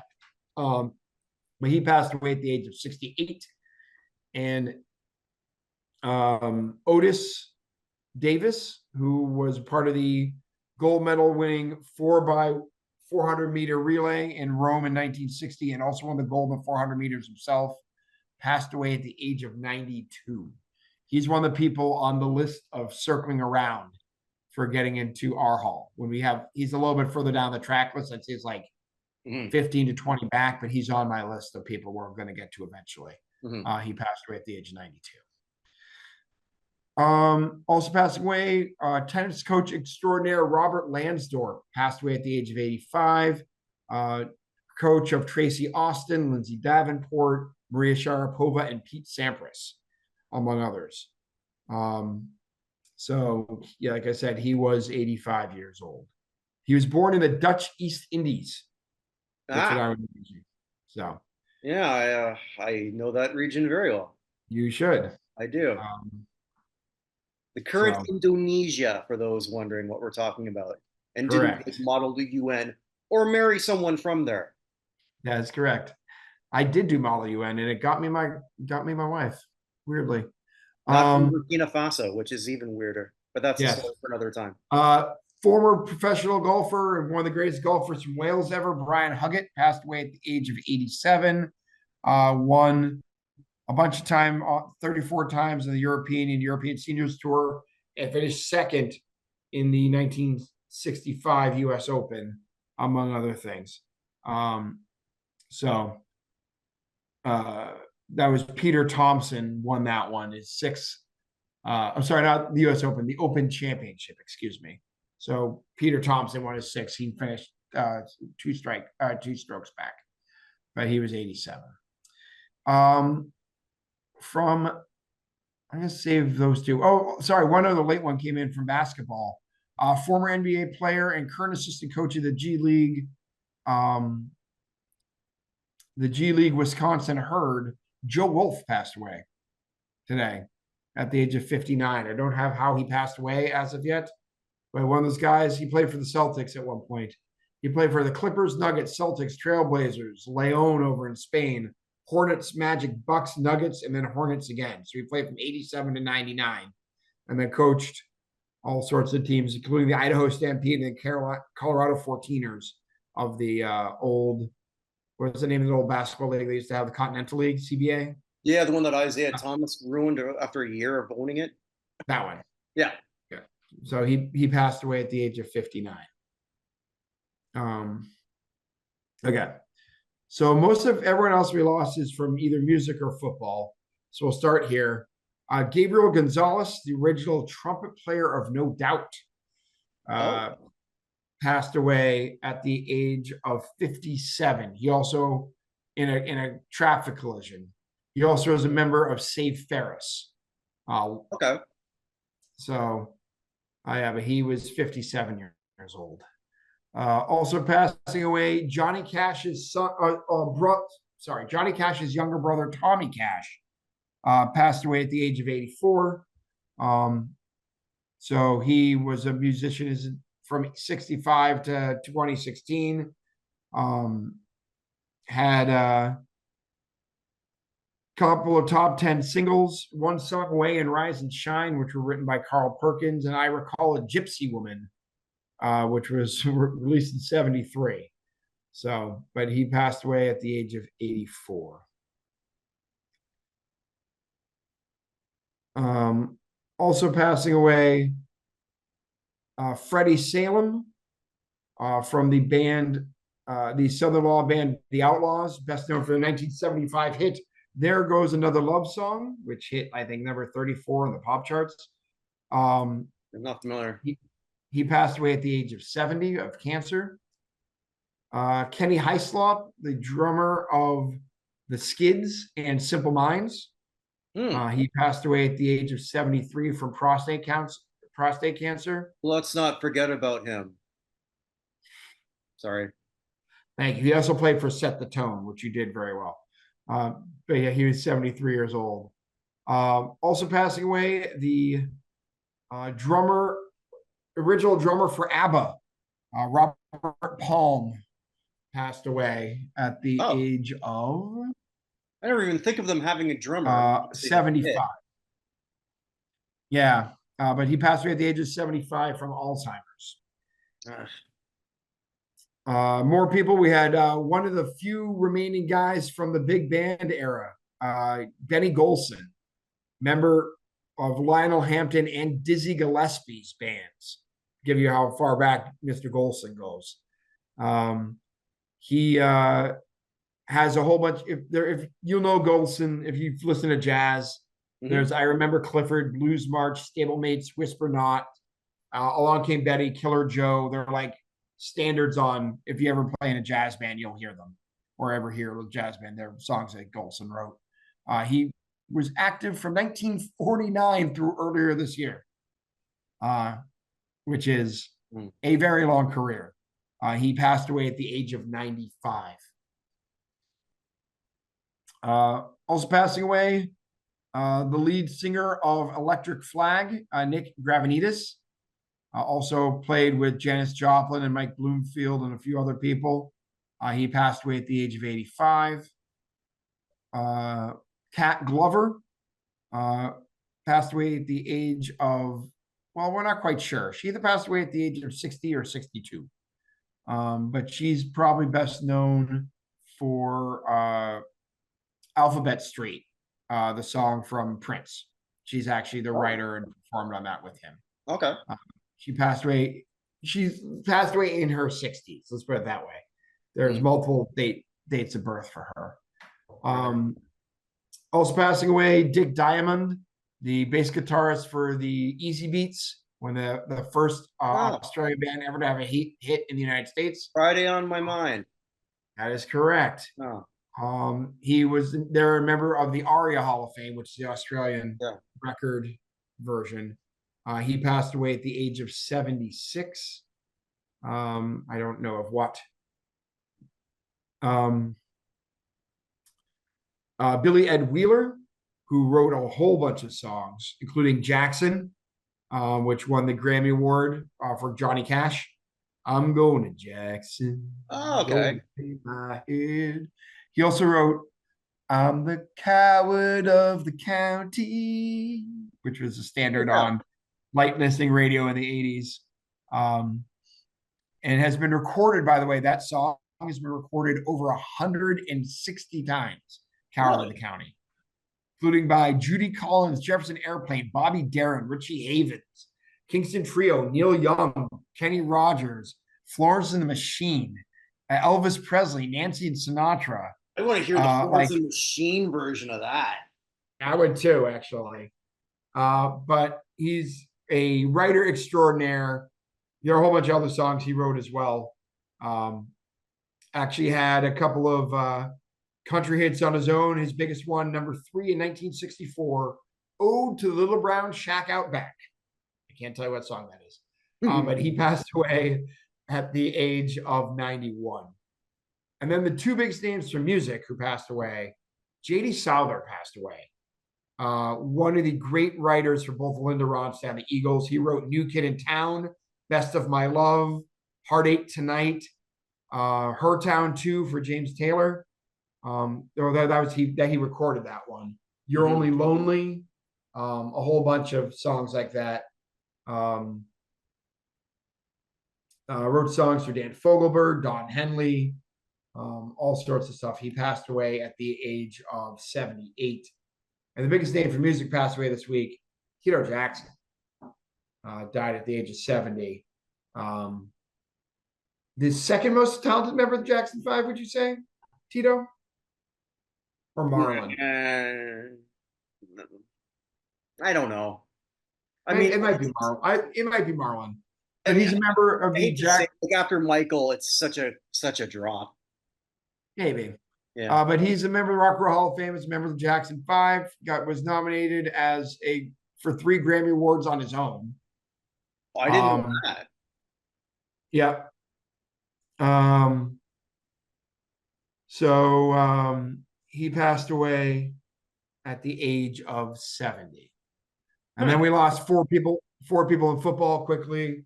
Donnell Thompson, defensive end for the Colts from Baltimore and Indianapolis from 81 to 91. He passed away at the age of 65. Actually, after he retired, he became one of the big franchisees for Zaxby's, Denny's, and Checkers, believe it or not. Oh, okay. So also passing away, Gene Cronin, defensive end for the Lions, Redskins, and Cowboys. Member of the 1957 Detroit Lions that won the NFL championship. Are not many of those guys left. He passed away at the age of 90. And then the two big names. Someone who I've grown to hate over the years for no good reason. Mercury Morris passed away at the age Yeah, of yeah. 77. And I Same, always used to hate him same. because It was one of those things too where I he was kind the of guy felt who would bad. It's pop like, the cork every year. how do I put this? Uh, I guess for me, Mercury Morris was a player on the 72 and 73 Dolphins. Mm-hmm. 73? Yeah. But Yeah, mostly the undefeated team. correct. And he was sort of that ringleader for getting everyone sort of excited when the last team went down. Yeah. And I, you feel bad because he's dead now, but I mean, for me, I always found it a little off-putting. Like, you weren't the star of that team, dude. I mean, he did have 1,000 yards rushing in the 72 season. Exactly. I know, but it just one of those things where I don't know why it rubbed me the wrong way, but it did. And Yeah, then it I always would and I frustrate me too. yeah, well, you as a Pats fan, no doubt. Right. But not even that, but Yeah. um, It was so like petty. even it Had was that just guy. annoying.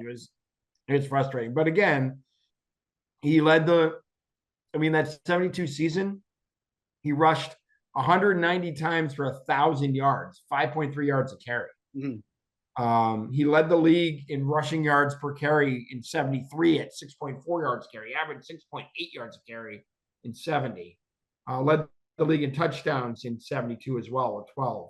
Like he was a very good player. He's a 3-time Pro Bowler. Member of both those teams. Member of the Dolphin Walk Hall of Fame, NFL kickoff returns yards leader, 2-time Super Bowl champ. But I feel bad because he always just frustrated me. But he and actually at one point he also had the collegiate record for rushing yards in a single game with 340. Well, I didn't know And that. then most rushing yards in a single season at 1571. Although his single season rushing record was broken the next week by some guy named O.J. Simpson. So, The but yeah, he passed. second show in a row he came up. But anyway, Yeah, he passed away at the age of 77. And then the biggest name in football passed away this week, the second oldest living Hall of Famer, Joe Schmidt, yeah, passed away at the age of 92. Played for the Lions from 53 to 65, and then was coach of Lions from 66 to 72. Member of the 100th anniversary all-time team, the 50s all-decade team, 10-time Pro Bowler as a linebacker. 8-time first-team All-Pro, twice second-team All-Pro. When you play 11 years in the league and you are an 8-time first-team All-Pro, you're pretty good. Here's how good I think he is, and I took a bit of flack for that, and I did eventually sort of go back and forth on it. I think Joe Schmidt has a case as the greatest Lion ever, even in a world with Barry Sanders. He certainly has the title as the greatest defensive Lion. I don't think there's any question on that. Sure. But I will entertain the argument. I don't necessarily agree with it, but I will entertain the argument as a thing. So they retired his number 56. He's a member of the Lions 75th anniversary team, their all-time team. His numbers retired at Pittsburgh, a first-team All-American in 52. There's just nothing that you can say about. He had 24 interceptions as a linebacker. Right. Which is not also in an era where you're not throwing that much either. Correct. Yeah. I mean, he like you said, he played from 53 to 65. Like, how many passes are being thrown? Yeah, 3 titles. 2 titles. Was it 2? Okay. Yeah, 53 and 57. Oh, that's right. The one in 52 also. All right. Yeah. He wasn't. I think he started in 53, so he wasn't there for the 52 team. Yeah. Member of the Pro Football Hall of Fame, member of the College Football Hall of Fame. Kind of forgotten, I feel, on the general public as to how good he was. Right. Absolutely. But I mean, there's a legitimate argument to be made, and there's been a ton of great linebackers over the years. But you could make an argument that Joe Schmidt could be on the first team for your linebackers in NFL history. Yeah, and if you want to doubt that, you can't doubt it if you want to go just specifically middle linebacker. Correct. Yeah. I mean, middle linebacker, you're going to have Singletary and Butkus and Nitschke and a few others, but Ray Lewis is going to be there. But he's on my Mount Rushmore. Yeah, he would be in the middle linebacker of Mount Rushmore. That's the easiest way to put it. There's no question. Yeah. So he was the second oldest Hall of Famer. Who's oldest now? Is it Marv Levy? It's still Marv Levy. So Marv Levy was born in 1925. And came out looking old. I know.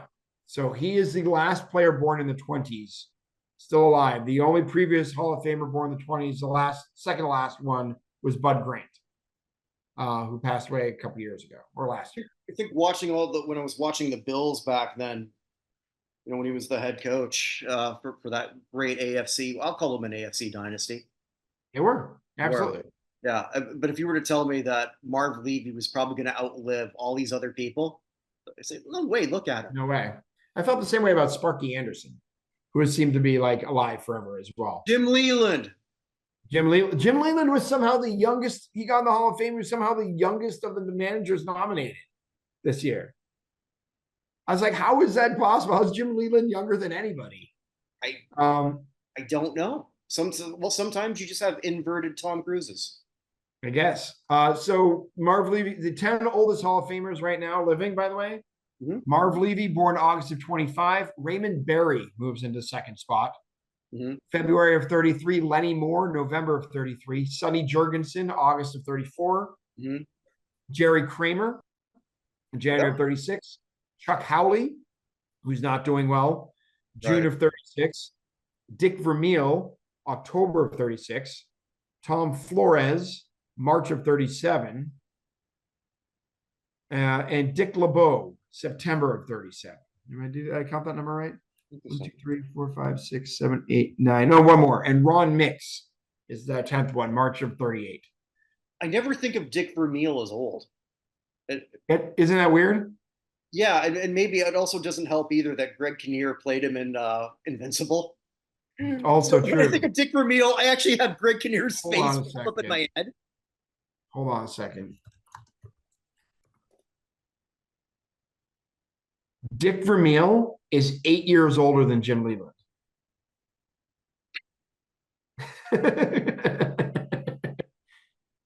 I still love Time how through the nectar of the gods, Leland and Bonds went into the Pirates Hall of Fame at the same time. I just love it. Time is a weird soup. Yes, it is. I saw So another thing. anyway, Joe Schmidt, Bonds. Godspeed again. Yeah. Middle linebacker, Mount Rushmore player. What other interesting with Bonds before we get to your good, bad, and ugly? Something I read where he was interviewed when he got into the Pirates Hall, or was it the Giants Hall? Because I think they both happened. And he seems to be more at peace with not getting into the baseball hall. Mm-hmm. It's sort of a lot different than his anger from before, and he might as well come at peace with that. I think the last thing was it's like, I okay, think he's gonna get it. to the baseball Hall of I Fame. think if he's calm about it, No, they're gonna be like, I think he's more likely to get in. no, no, because the same people, the same. It's always that same rotating group, and it's usually people who are anti-steroids. Yeah, Until you get people who are more thinking that in that frame, it's not going to make a lick of difference. I think Bonds gets in the Hall of Fame before Rose does. Well, I could agree with that. I mean, yeah, Pete Rose, well, especially too. After I read that book too, a lot of those things I had no idea about. I mean, we heard about the underage. Mm-hmm. That was the a biography where you got to interview him a lot until he said, I don't want you to interview me anymore." Mm-hmm. And you can see that interview on nothalloffame.com. Because I had a chance to do that, but it's an interesting conundrum. But anyway, more things about baseball. There's some good, there's some bad, and there's some ugly.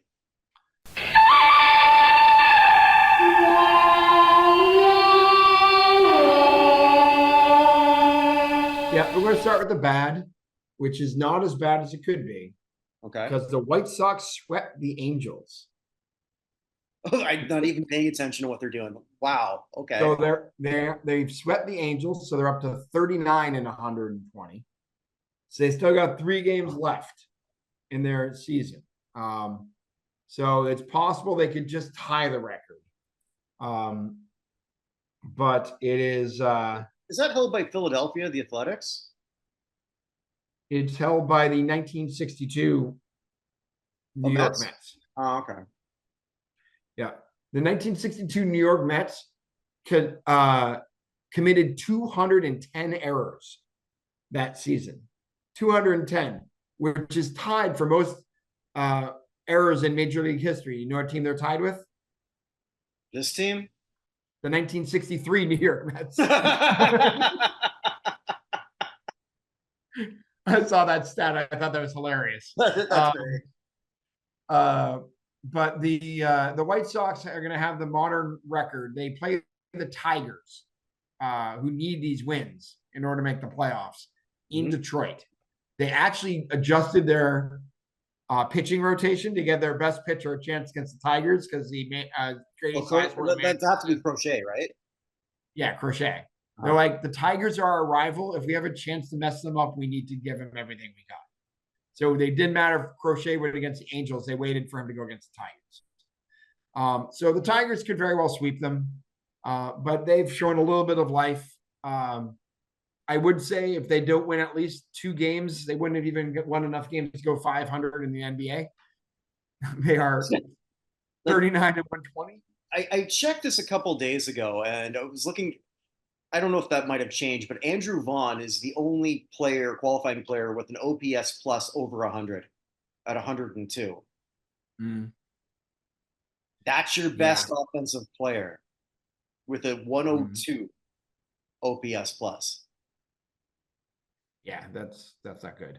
Yeah. We'll put it this way: the AL Central as a division is, hold on, let me do the math here.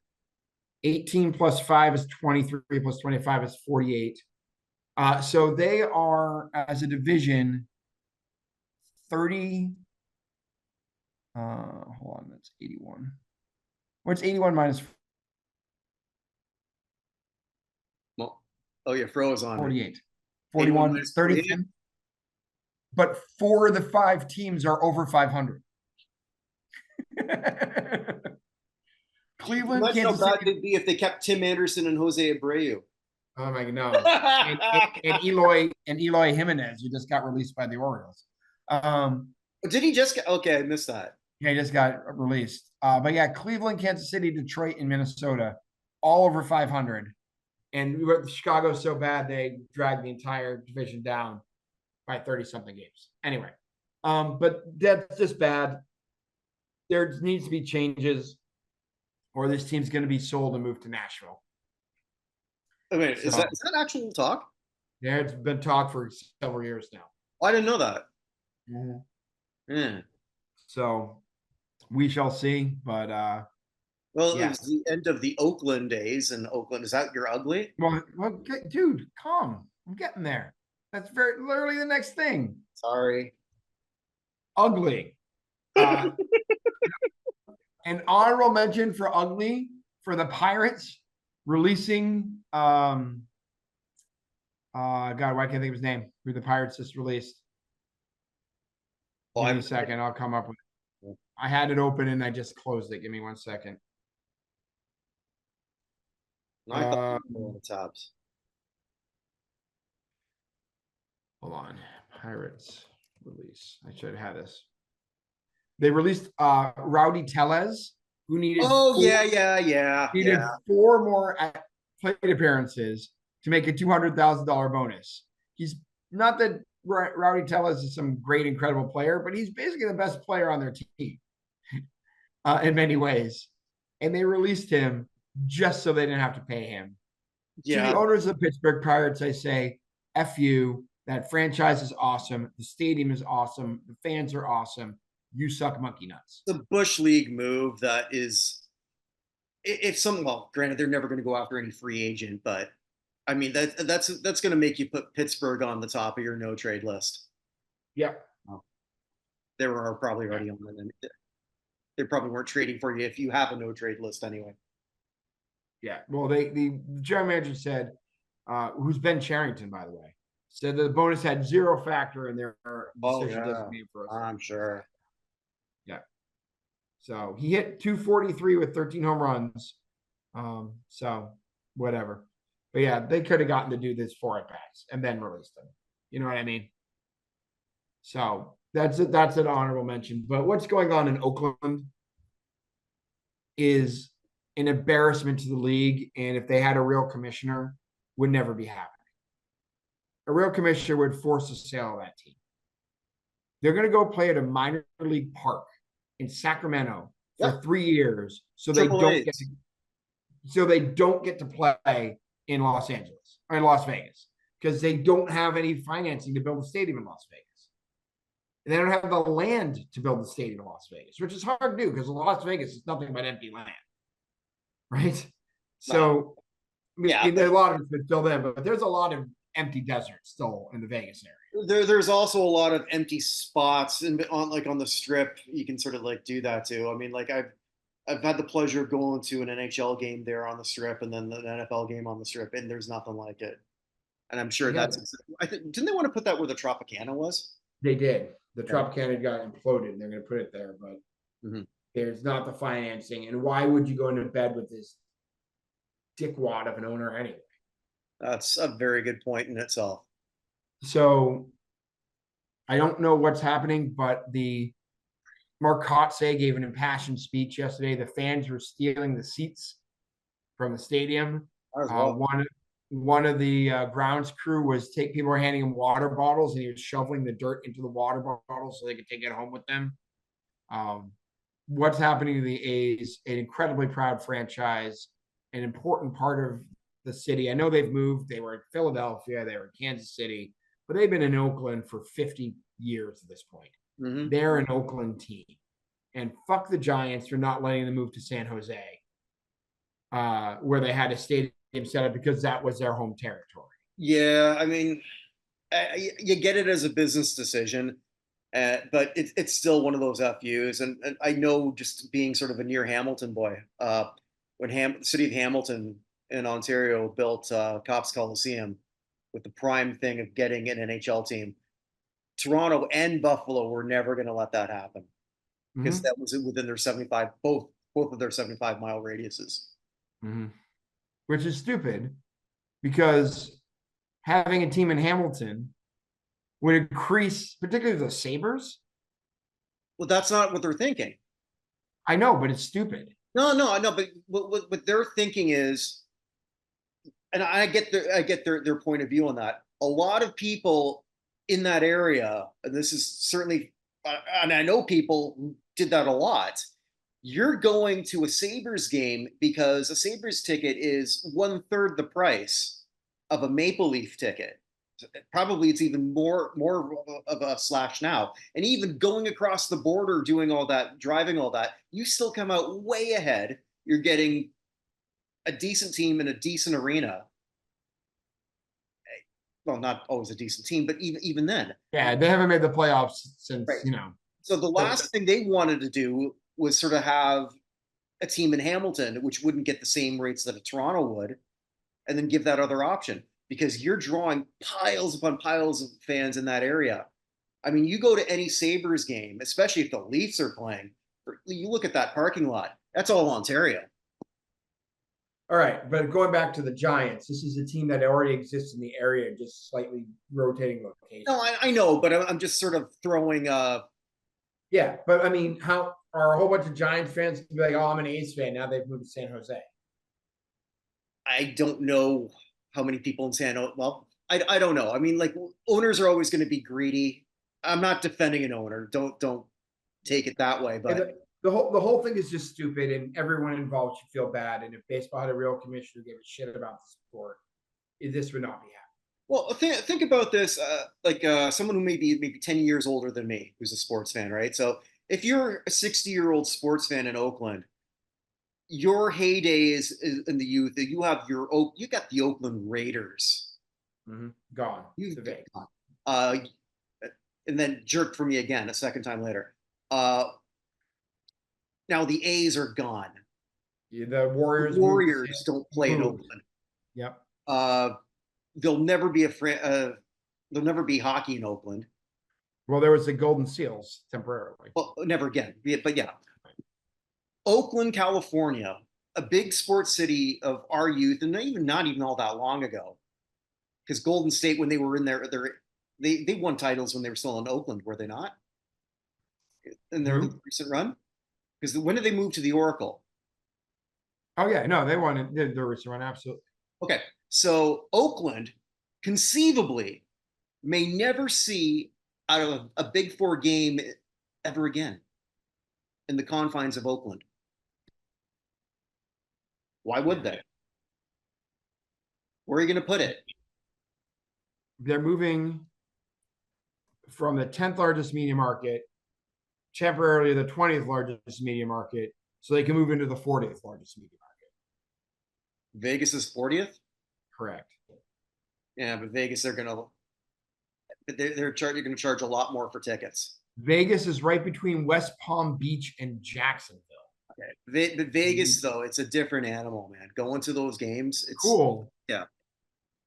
The money isn't in different animals. The money is in the money that they can make from the media market. Fair. Well, but what were their local rights, though? I mean, everything now is all national rights. I guess. And if you're not putting people if you're not putting, just remember, this is what it comes down to. Rob Manfred sucks at his job and does so intentionally. That's all. Agreed. And then the good. Let's finish with that. Okay.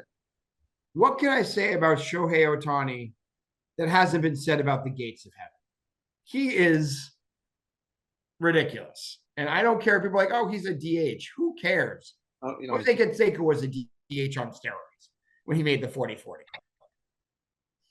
right? Yep. This is a man who tried to catch a ball, had it bounce off his head and go over the wall for a home run. Don't give him credit somehow for doing that, and not give credit to Ohtani, who, by the way, is the only player in years, again, he didn't do it this year, to pitch and hit. Mm-hmm. And then field separately. So Shohei Ohtani, there's a crazy stat of him versus the White Sox that he has like over. There's total bases for Ohtani versus total bases for the White Sox. It was a crazy, crazy number how close it was. That, yeah. 55 homers, not just 50-50 club. He didn't barely make it. He's headed 55-55, and he has a good last few days. 66 is not ridiculous, or at least approaching it. Could he hit 5 homers in 3 games? Absolutely. Is it likely to? No. But it's never been the realm of possibility before. He is the best baseball player currently alive. The amazing thing is he's going to have a year like this and probably not win the MVP. True. Well, I don't know. We'll see. Wouldn't you give that to Judge over Ohtani right now? Well, it's an AL and an NL MVP. Oh, that's right. This is the second time I've done this. God damn it. Yeah. The AL Cy Young Award winner is going to be interesting because it should go to that reliever for Cleveland. It could go to Scuball. It could. Yeah. But Ohtani is incredible. And I am very envious that the Dodgers have owners that give a shit. Which is why my biggest terror right now is that the Red Sox are going to buy the Celtics and just put him as another part of their portfolio rather than they're the best run team in town by far. And I'm just worried that we're going to have terrible ownership coming up here. And I'm worried it's going to happen during the season and it's going to be a massive distraction. Oh. So. And with that, now it's time for the part of the program where we put Evan on the spot. Oh, good. What's this? Okay. Earlier today, Paul Lawrence and we recorded Super Bowl 19. Okay. Where San Francisco easily dispatched of Miami. And it's been a fun series that we do, the Retro Football Review, where we take a really good deep dive in all these old games. But what comes after Super Bowl 19? The video that my father-in-law tried to show me after I'd already married his daughter. So what comes after Super Bowl 19 is the first sporting memory I have is watching Super Bowl 20 and being very excited. I think when I went to bed, or I remember the Patriots kicking the field goal to go up 3-0. And I don't remember much as a kid. I've seen it since then. But as a kid, I don't remember much else other than I don't know if I saw it at the time or I conflated it with watching NFL films later. Refrigerator Perry scoring the touchdown. Other than that, I don't have many memories of that as a child. That will be coming up shortly. So that'll probably be recorded when I return from the fatherland. I just wrote about Super Bowl 19 briefly because that was the only Super Bowl for United States Athletics Hall of Fame nominee Dan Marino, who I just wrote about. Yes. Actually, I did make a mention of that. Mm-hmm. Yeah. The man who got there in his second year, and we're all like, oh, he'll be back. Yeah. Well, I mean, we also sort of did a deep dive of just what they built around him, which, through no fault of Marino. It was a fascinating. These deep dives are so much fun to go. They had Clayton and Duper. What else did they need? Well, they thought they had the good enough O-line. But nevertheless, they did not. We plan to do 2 games from that year because I wanted to do the Chicago-Miami Monday night game. Where okay. Yeah. The only loss the Bears had that season. The only loss, yeah. And I think that was also considered one of the 100 greatest games of all time, according to Pro Football Reference. And that makes sense. To go back to find it. But I actually did. Well, I watched the NFL films on that a decade ago. I was searching for something and they had it, football's greatest games, and they had that one. I was like, oh, I've never seen this game. I knew it was the only one they lost. So that's why I spent some time. I haven't done that very often, but I do watch that one. Yeah, so that one will be first. I've already asked Jack to be part of that one, or to be part of. I'm going to see if I can get him part of both. We'll see. Either way, so that way you'll sort of have your opposing view, and I don't feel that bad for you because you were also on the Tuck game that we did with Glenn years ago. You don't remember? They used my computer missed it, so I don't Oh understand. no, yeah, I don't feel so bad because you were on the winning side of one with the Tuck game. That's true. Yeah, yeah. That's true. You mean the snow game? I believe that's the snow game. Whatever. The Snow Bowl. Game, snow game, potato, tomato. Depends on whether or not you're a Raiders or Patriots fan, I That's suppose. right. And the fine and Wayne Mabry was kind enough to sort of like be the opposing view on that. And I gave him his sort of like thing because he was a guest on our the one with the Raiders win. So he got to be a guest on that one. Yep. Yeah. Yeah, But that was anyway, it's getting late for you. It's it's getting past late for midnight. me even here. So with that, wherever you are, wherever you may be, remember that you got to go vote on www.usahof.com before you go to bed and when you wake up, because you can do it once a day. So why aren't you? Good question. Why aren't you? Yeah. All right. Have a good one, everyone. Take care, guys.